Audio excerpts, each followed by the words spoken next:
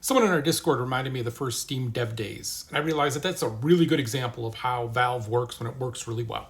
So first of all, the first Steam Dev Days in 2014 wasn't the first Steam Dev Days. No, the first Steam Dev Days was in 2007, but that was private. Then there was people using the Source engine, and there was a good group of people there. I don't remember everybody, but the thing I remember, two things walking away from that was, one, I'm a lousy public speaker. I was shaking. Oh, I could barely make out what I was saying. I was shaking so much. And I got done with that. I saw the video, like 5 seconds of it. And it's not the kind of video that you look at later and you're like, oh, that wasn't that bad. You're like, oh my God.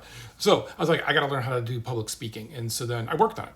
I worked on it a bunch. I'm fine always speaking in groups and stuff, but this was different and I was horrible at it. And the only way you get better at it is you do it, you practice, and you prepare. I over-prepare for all my speeches. When someone tells me it takes 10 minutes to make a speech, I'm like, oh my God, it takes me like, when I give a talk, it's days. So there's that. And then also there, Warren Spector's there, and Michael Booth's there. Michael Booth is working on Left 4 Dead, Warren Spector, something that never came out on the Source engine. Scooter Tubeson, if you know what I'm talking about. Yeah, don't worry. But Booth and I are working on Left 4 Dead because my talk's actually about the response rules in Left 4 Dead and how we'd expanded them out for the first time. And so with that, though, Warren Spector is looking back and grousing about the industry and complaining. Now, he is a brilliant guy, but where he is in the industry, he's just is in a hard spot. And Michael Booth is looking forward, excited about the future. And just watching those two together, for me, was just like, okay, I know where I'm spending my time. Even though I can be a little grouchy guy as well. Again, try to learn from that. All right, but so 2014 is rolling around, and we're going to do Steam Dev Days. Now, who's going to do Steam Dev Days? Do we have an event team at Valve? No. But it's a good idea to do Steam Dev Days because, like, Greenlight's going on and stuff. But people have questions. They want to talk. There's a lot of developers. So, like, people like Alden. Alden and I worked together on Left 4 Dead. He did the UI. He's also done the UI for some of the Steam stuff and the designing of the games kind of thing. He also did like a lot of the Greenlight and some of the business side of stuff, where he almost works more on the business side now, I think. Who knows? Everyone was around. He lives in my neighborhood. But he had done the first public talk about Greenlight. We went to Bungie. They had a theater there. It's an old theater into a theater. And oddly, the theater isn't in the theater. They remade the theater to be in the, I think it was in the bathrooms. But okay. But they give a talk there. I don't. I listen, right? Because I like to go to those kind of talks and I listen. A, I learn by listening, and B, I can hear what other people are talking about. I miss Greenlight. Greenlight had a lot of good things into it, a lot of bad things, but man, it did some good things for the community. All right. But so he's heading it up with people like Gus. Gus, originally I met her when she was in support. Sent me down T-shirts for a Left 4 Dead event once. Played softball together. Her and I did all the third-party software stuff for the VR thing. She's the exact opposite of I am. She is organized, just really detail-oriented and super smart. And so it's like people like that, right? So it's this group of people, and they're like, "Hey, can you come out and help?" And I'm like, "Yeah, sure." And we had shipped Portal 2. I think there's a DLC for Left 4 Dead around there. I don't know. There's stuff going on, right? But I'm like, sure. I can show up. I can help. I'm a game guy, but yeah, I can do this. And I missed the first meeting.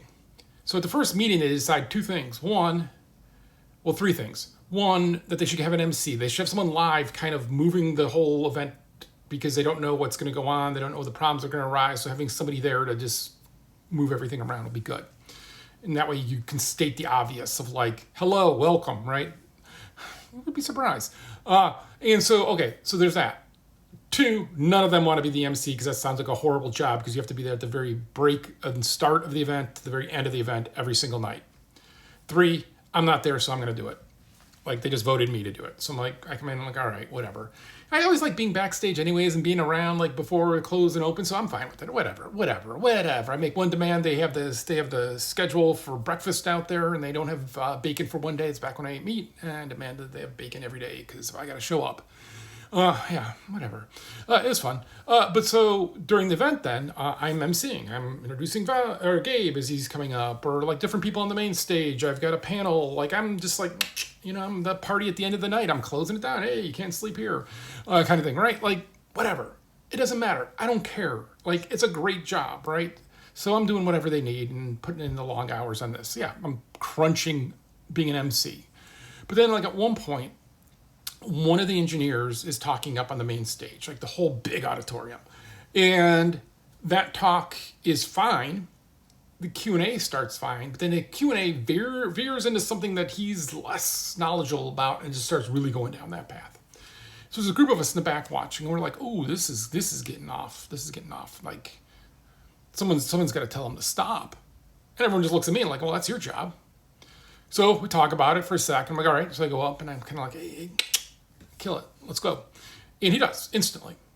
Why? Because he knows I talked to other people about it. He knows I didn't just do it on my own. He had trust in that when I was coming to him, we could see something he himself couldn't see. And he had trust in how it works. And that is how game development works there as well. You just have trust in people. You're like, I don't know how to do that, but here, I'm going to give you feedback on it. I'm going to talk about it. We're going to go back and forth on it, but we have trust in each other.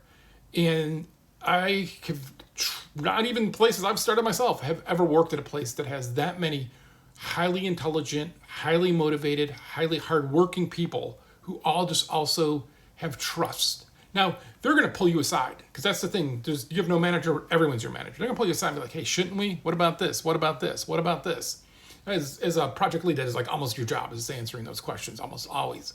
But they also have trust in you. They just want to know, have you thought about this? I'm bringing this up because I'm worried about this. I don't think Left 4 Dead's going to sell. We better sell it in 4-packs so you get 3 copies with it, because it's never going to sell.